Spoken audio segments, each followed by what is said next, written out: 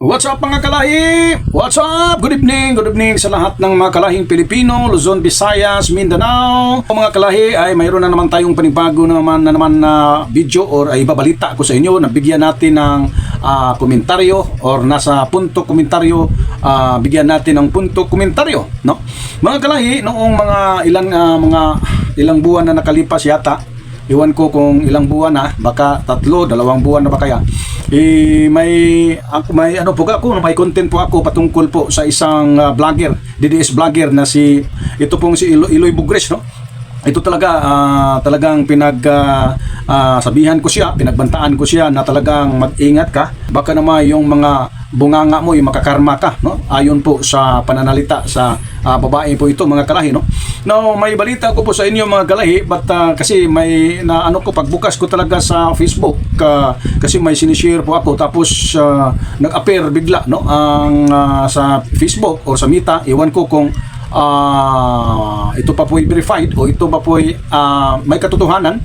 Kaya lang ang nakita ko talaga diretso yung pagmumukha talaga ni Eloy Bugres na nahirapan na talaga siya na mabuhay, no? Dahil iwan ko kung ano nangyari sa kanya, kasi parang duguan yung mukha, no? Tapos yung bunganga na, yung bibig niya talaga may nilagay na parang tubo o para siya makahinga, no? Yun ang nangyari sa kanya sa yung nag-appear sa Facebook, no? Yun talaga, no? Parang kumbaga sinalubong ako ng picture ni Bugres, no? Kaya naalala ko tuloy yung mga tirada ko sa kanya, mga mensahe ko sa kanya na baka na may mangyari sa inyo ang mga pinagsasabi mo, yung sobra kang magmumura, sobrang masama mga sinasabi o mga salita o na lumalabas sa kanya pong bibig, no? Mga kalahi, no, bago ko ipakita sa inyo yung picture ni Bugres, atin pong panoorin muna, no, saglit lang, mga 3 minutes yata ito pong yung vlog ko, yung video ko patungkol ni Bugres na kung ano po yung sinasabi ko, at saka dito po ating mapakinggan at makikita po natin kung gaano katalas ang mga salita na lumalabas sa babaeng ito, at kung gaano kapangit yung pagbubunganga, no, sa babaeng ito. Kaya ipakita ko muna itong video bago ko ipapakita sa inyo ang video or photo na kung saan ito pong si Bugres parang na-confine sa hospital, no? Kaya lang panoorin mo muna natin itong video na kumbaga sobra niyang panlalait, sobra niyang pagmumura, kumbaga parang papatayin na talaga niya sa BBM, dahil ang issue dito is yung kinakaber up daw ni Claire Castro na si PBBM daw ay parang na-frozen na daw, parang wala na kasi lubha ang sakit ni PBBM dahil hindi daw napakita. Kaya ito pong babae ito, yun ang nagpapakala talaga sa mga yung fake news, no? Yung mga fake talaga ng mga balita, no? Dahil na kung saan patay na raw si PBBM, malubha daw ang sakit ni PBBM, talagang pinapatay na talaga, no? Ayon po sa bunganga ng babaeng ito. Panoorin mo natin ito mga kalahi ko. Ito po si Bugres. Babae ka, mag-ingat ka, ang kapal ng pagmumukha mo, baka na may atakihin ka at sasabihin ng ibang tao na kakarma ka, dahil yung bunganga mo napaka mapanglait. Iwan ko yung ugali mong babae ka, no? Ito pong babaeng Eloy Bugres, no, na nagsisiwalat daw ng totoong kalagayan ng kalusugan ng Presidente Bongbong Marcos, ngunit wala ka naman talagang totoong basihan, kundi puro ka lang haka-haka, puro ka lang marites, no? Ikaw ang klase kang babae na talagang walang batasan, no?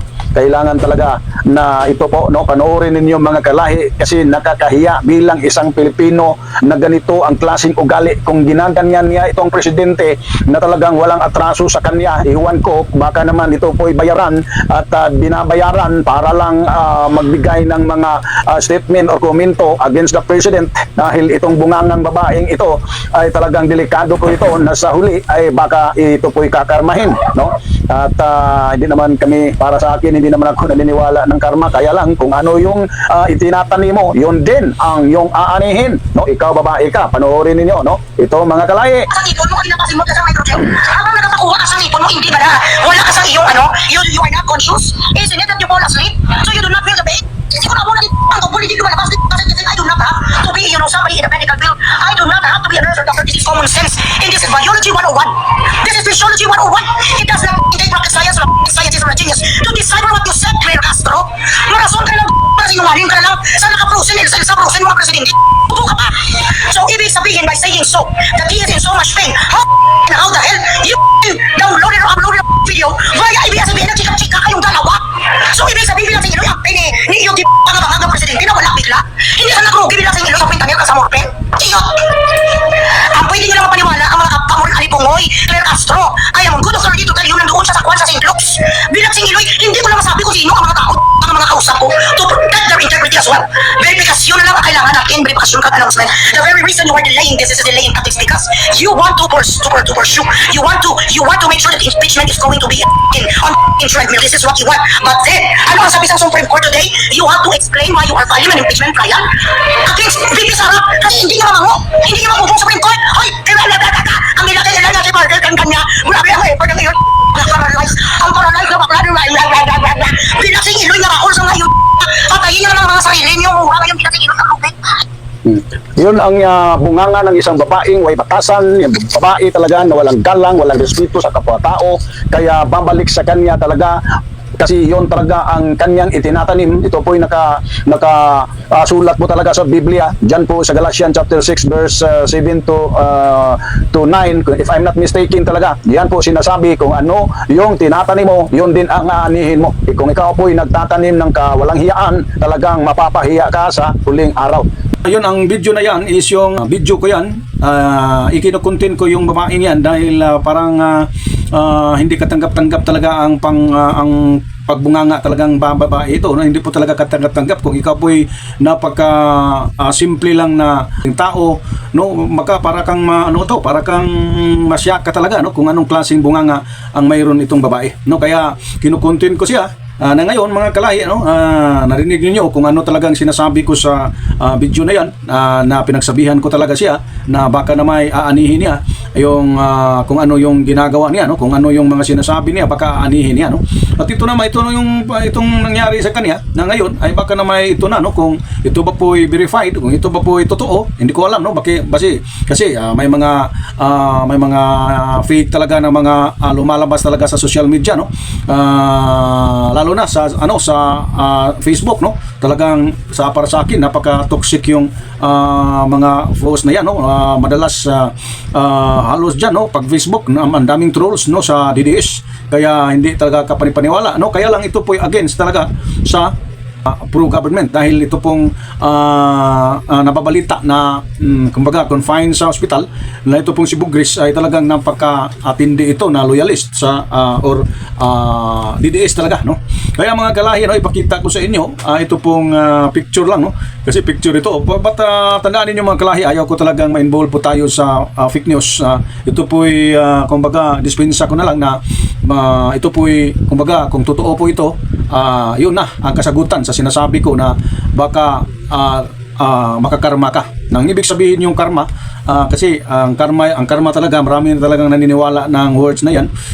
Pero kumbaga may ano po yan, no? May similar po talaga yan sa sinasabi dyan sa Galatia chapter 6 verse 9 o mag-umpisa ta sa verse 8 to 9, makikita natin dyan, no? Ano talaga ang ating tinatanim, yun din ang ating aanihin. So kung anong ginagawa ng tao, kung ano yung mga pinagagawa mo dyan, ganun din ang sasapitin mo, no? Kung ano yung pinagsasabi mo dyan, ganun din ang sasapitin. Yun talaga ang principle sa Biblia, no? Kasi kung ano talagang tinatanim mo talaga, yun talaga ang aanihin, no? Yun talaga, no, ay sa ano to, yung paniniwala ng iba ay itong babae ito, kung totoo itong video, tingnan natin, no, saglit itong puto ni Bugris, no? Yun, no, yun na. Yun na. Yung kinukut ko lang yun sa isang cellphone, yan, no. Yun ang pagmukha na ngayon. Ito na ngayon si Bugris. Yun na siya, yun na ang mukha niya ngayon. Iwan ko kung totoo yan, iwan ko kung totoo yan, iwan ko kung mabubuhay pa ba siya dahil karamihan sa mga ginaganyan, no, parang kumbaga lagyan na ng parang mayroong ilagay sa bibig, parang hindi naman magtagal, no? Kasi karamihan ng ganyan parang hindi magtagal mabuhay, no? Hindi natin alam, no, kung siya yun at saka yung totoo yun ay kung matutuluyan siya. Hindi naman tayo nanalangin para may masamang mangyari sa kapwa natin, no?